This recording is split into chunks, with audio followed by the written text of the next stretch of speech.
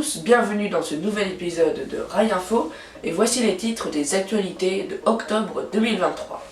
Un gros projet pour la ville de Brest, les essais du TGVM toujours en cours. Railcoop, enfin sauvé, un train qui prend le bateau, c'est possible, des nouvelles pour le projet du TER à batterie. La ville de Brest lance un gros projet pour ses transports en commun. Je vous laisse découvrir cet aménagement majeur pour la métropole. La métropole de Brest en Bretagne a lancé début octobre un financement participatif pour la construction d'une ligne de tramway longue de 5 km qui sera, selon les estimations, empruntable d'ici 2026. Cette nouvelle ligne devrait desservir la gare de Brest et le CHU de la Cavale Blanche. Le 9 octobre, ce financement s'élève à 60 450 €, mais ce qui n'est pas du tout assez pour la métropole de Brest, qui nécessite au moins 1 million d'euros sur les 231 millions restants à payer. Des nouveautés pour les prochaines générations des rames de TGV, on regarde ça tout de suite. Le TGVM, futur TGV Inouï, poursuit ses essais sur le réseau ferré national et avec 2 rames couplées jusqu'en décembre. Cette nouvelle étape, nécessaire au développement des rames, a été célébrée à Paris devant la rame numéro 997 garée dans l'atelier de voies. Mais il ne faut pas trop rêver d'atteindre le nouveau record de vitesse sur rail car ces rames ne sont expérimentées que jusqu'à une vitesse maximale de 352 km/h, ce qui est déjà au-dessus de la vitesse autorisée sur LGV, à savoir 320 km/h.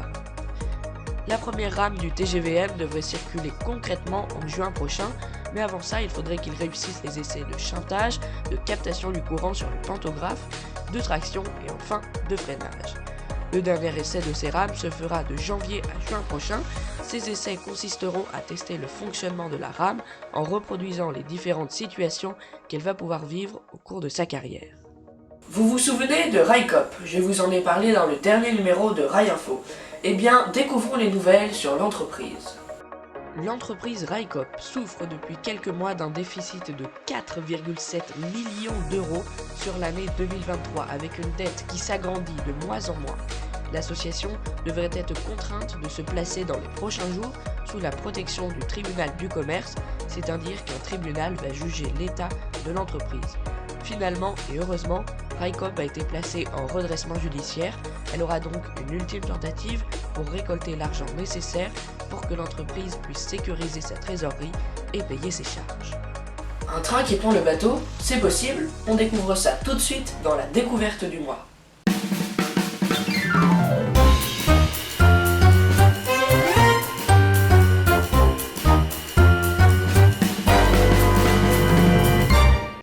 Nous nous dirigeons en Sicile où depuis 1989, l'île est reliée par voie ferrée à la capitale italienne, Rome.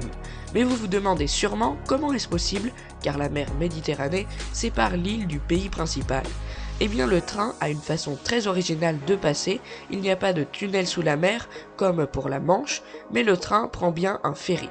Un voyage aussi rare que passionnant pour découvrir à bord d'un train, dans un bateau, la côte italienne de l'Ouest. En passant par l'incontournable volcan de l'Etna, cette ligne qui relie Rome à Syracuse, Sicile, exploitée par la société Trenitalia, elle voit passer plus de 600 000 passagers chaque année et ce trajet a été élu l'un des plus beaux voyages ferroviaires d'Europe. Parlons maintenant du train du futur, le TER à batterie électrique, qui pourrait rendre encore plus écologiques les lignes non électrifiées de la SNCF. On regarde ça tout de suite. Les rencontres nationales du transport public ont organisé mi-octobre à Clermont-Ferrand le cadre idéal à SNCF Voyageurs et à Alstom pour présenter à la presse le premier TER à batterie électrique. Le projet de créer un TER à batterie électrique a été lancé en 2001 avec les 5 régions partantes pour le faire, à savoir l'Auvergne-Rhône-Alpes, les Hauts-de-France, la Nouvelle-Aquitaine, l'Occitanie et la Provence-Alpes-Côte d'Azur. Les 5 TER AGC bimode qui vont remplacer leur groupe électrogène diesel par des packs de batteries au lithium seront fournis par l'usine de Crépin dans le nord de la France. C'est une rame de la région Nouvelle-Aquitaine qui a été présentée à distance depuis le centre d'essai ferroviaire de Bar-le-Duc. Cet AGC a été testé pendant 2 mois sur une voie de 12 km.